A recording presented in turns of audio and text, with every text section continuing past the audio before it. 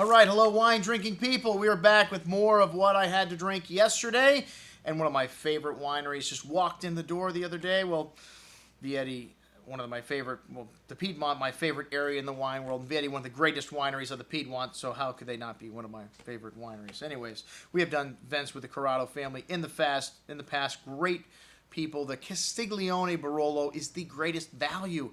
And of all of Barolo, it is not just a village Barolo. It is 5 of the cru sites go into this wine to make it. And we just scored a deal on this wine. We'll have it in the store. One of the best prices in the country, just under 40 bucks. Hard to find great Barolo in that price range. Well, everything that Vietti does is great. Starting out with the ARNEIS. And 1867 was their first vintage, or at least the first wine that they could find a label on it in the cellar here. And these guys are known for resurrecting the ARNEIS varietal. It was Luca Corrado's father that went out and asked all of the producers for their ARNEIS, because this just grew randomly out in the vineyards along with the Nebbiolo, and a lot of people just throw it in with their Nebbiolo.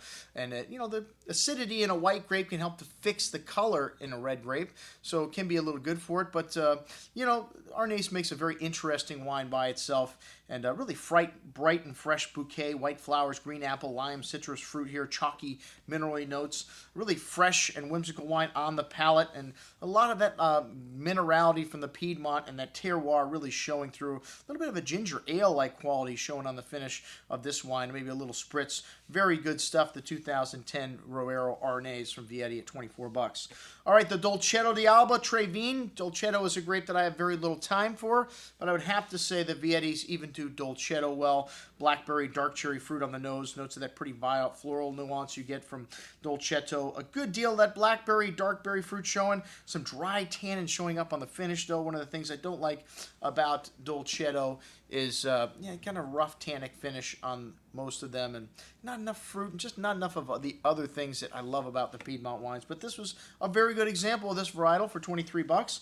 The Barbera di Asti Trevigne. A lot of people don't have as much respect for Barbera di Asti as they do for Barbera di Alba, but let me remind you, the greatest producer of Barbera lies in Asti, Barida, the Bricco di Uccellone, but this Trevigne is the greatest value in all of the Piedmont, as for $19. Wow. Well, this is the Vietti's calling card. It's meant to be, you know, a wow wine for that price range. Fresh blackberry fruit on the nose, hints of florals, a slight truffle nuance there. They get 1.2 tons per acre. This is a 3-vineyard blend. That is the reason why this wine is so great. The concentration level in it from those low yields, and the best value in the world of Barbera, as I mentioned before. Big and fruity on the tongue with ripe round tannins, but that firm acidity holding things together that Barbera is so well known for, and that distinct Piedmont terroir. Very good stuff. The greatest value in the world of Barbera. All right, the Barbera di Alba Scarrone, which this wine has got lovely complexity on the nose, a good amount of that dark cherry and dark spices, fresh earth and truffle notes, really complex bouquet, hints of smoke and exotic spices, lovely concentration on the palate with depth of flavors, acidity, tannins, really nice freshness, and this is a wine that you could hold on to for several years. Barbera usually thought of as a grape that you want to drink right away, but the Scarrone, this single vineyard that Vietti does, has got the structure to last. Excellent juice. They also do a Vieille Vine Scarrone, an old vine, which is out of this world. Fortunately, they didn't have it to taste here today, but hey, a lot of great stuff. The 2008 PERBACCO, and this is basically declassified fruit from all the single vineyard sites that the Viettis do.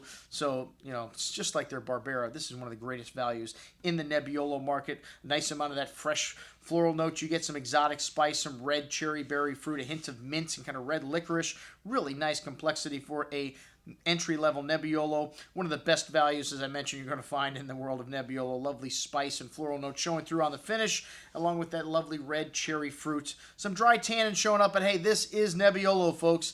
Excellent juice, the 08. I had this in Magnum as well. The 07 Barolo Castiglione, unfortunately, is gone.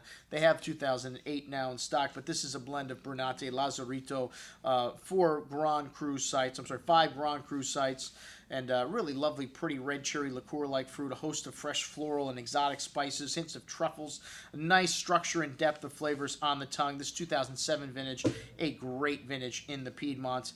The tannin's a little bit dry on the finish, but again, this is Nebbiolo, so notes of tar and that floral spice showing through on the finish. This wine has all the right stuff. Most excellent juice. For an entry level, are you kidding me? The Barolo Brunate is up next.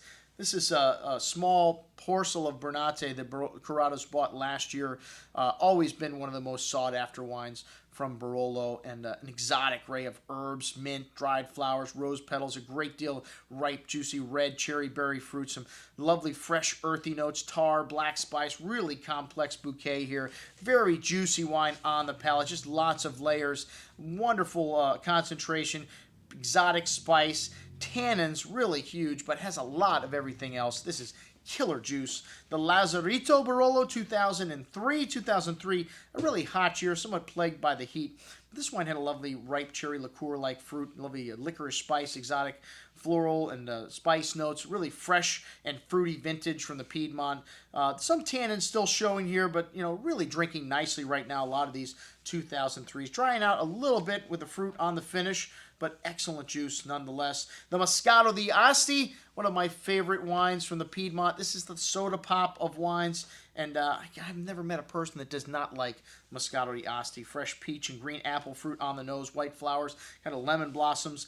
A slightly sweet wine on the palate, but finishing fresh, that effervescence helping to leave your palate refreshed, as well as the bright acidity in this wine. Excellent juice, the 2011 Vietti Moscato di Asti. And that's what I had to drink with the folks from Vietti. I'm your host, Andrew Lampasoni, signing off for the Wine Watch, saying remember, always drink the good stuff first.